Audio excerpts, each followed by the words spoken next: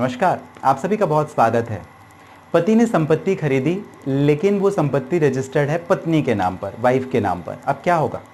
इस वीडियो में जानकारी लेते हैं, ज़रा समझते हैं। सबसे कंट्रोवर्शियल पार्ट हो जाता है और इसको समझना काफ़ी ज़रूरी है कि आखिर इस प्रॉपर्टी का अब क्या होगा, किसे मिलेगी, पति को मिल जाएगी या पत्नी को मिल जाएगी, क्योंकि पैसे पति ने लगाए लेकिन जो प्रॉपर्टी है वो पत्नी के नाम पर है। इस टॉपिक को, इस मुद्दे को समझेंगे। आपने शुरुआत की है अशोक पांडे के साथ ऑनलाइन लीगल एडवाइस में, सब्सक्राइब जरूर करें अगर आप नए हैं। इस वीडियो के डिस्क्रिप्शन में डिटेल है, लिंक है, जहां से भी आप मुझे कर सकते हैं बात। चलिए शुरुआत करते हैं अपनी वीडियो की, जहां पर मैं आपको बताना चाहता हूं कि मोस्ट कॉन्ट्रोवर्शियल पार्ट वो हो जाता है प्रॉपर्टी को लेकर के, संपत्ति को लेकर के, जहां पर पति ने अपने पैसे लगाए, पति ने अपनी मेहनत से पैसे कमा करके लगाए, एक संपत्ति बनाई, खरीदी, लेकिन खरीदी तो खरीदी अपने पत्नी के नाम पर। वो एक कॉन्ट्रोवर्शियल पार्ट हो जाता है। तो इस तरीके के जो केसेस होते हैं, कोर्ट किस तरीके से डिसाइड करती है? सबसे पहले तो प्रॉपर्टी जब कभी भी कोर्ट आप लें तो उसमें कोर्ट दो चीज़ों को ध्यान में रखती है। पहला कि नाम किसका है, यानी टाइटल किसका है। टाइटल समझ लीजिए कि यहाँ पर पत्नी का था और उसमें पोजीशन किसका है, यानी कब्जा किसका है। पोजीशन दोनों का हो सकता है या पत्नी का हो सकता है। तो उस कंडीशन पर कोर्ट ज़्यादातर चांस है कि उसे पत्नी को ही दे दे। लेकिन अगर आपके पास में सारे फाइनेंशियल एसेट्स जो आपने लगाए थे, जो शेयर लगाए थे, इक्विटी लगाई थी, पैसा लगाया था, उसके पूरे ट्रांजैक्शनल डिटेल है, तो उस कंडीशन पर कोर्ट ध्यान रखती है कि आखिर ये क्या बेनामी ट्रांजैक्शन में तो नहीं जाएगा। बेनामी ट्रांजैक्शन मतलब भले पैसा आपने लगाया लेकिन उसके बावजूद आपका नाम तो दर्ज नहीं है, तो उसे बेनामी ट्रांजैक्शन सेक्शन 4 में इंक्लूड किया जाता है और जिसके नाम पर प्रॉपर्टी है, प्रॉपर्टी उसी की समझी जाती है।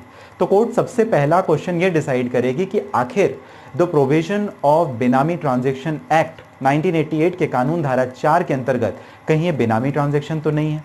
दूसरी बात, अगर ये बेनामी ट्रांजैक्शन नहीं है तो फिर ठीक है, फिर कोर्ट आगे बढ़ेगी और फिर जो साबित करने का भार है कि पैसे पूरे आपने लगाए थे, वो पूरे ट्रांजैक्शन की डिटेल, पैसे कहाँ से आए, किस तरीके से आपने लगाए, कितना परसेंट या 100% जितना भी कंट्रीब्यूशन उस प्रॉपर्टी पर था वो किस तरीके से आपने किया, वो आपको साबित करना पड़ेगा कोर्ट में, यानी पति को करना पड़ेगा।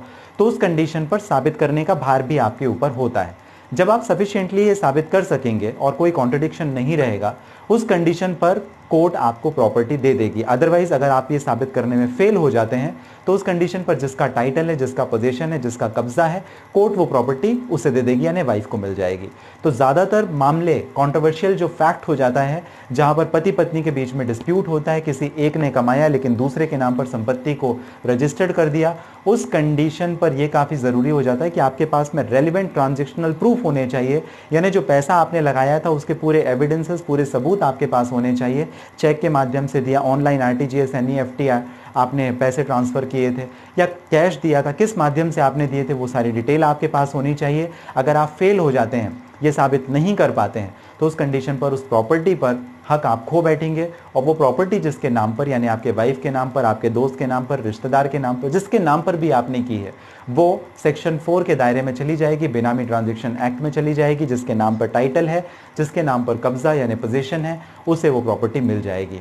तो मोस्ट कॉन्ट्रोवर्शियल पार्ट को डिसाइड कोर्ट इस तरीके से करती है। तो इस विषय को ध्यान में रखते हुए आप हमेशा इस बात को ध्यान में ज़रूर रखें कि आपके पास में पूरे के पूरे प्रॉपर्टी के संबंधित जो रेलिवेंट एविडेंसेस हैं, जहां पर आप साबित कर सकें कि भाई क्या, किस तरीके से आपने वो पेमेंट किया था, वो आप कोर्ट में करें। अगर आप नहीं करेंगे तो आप केस हार जाएंगे।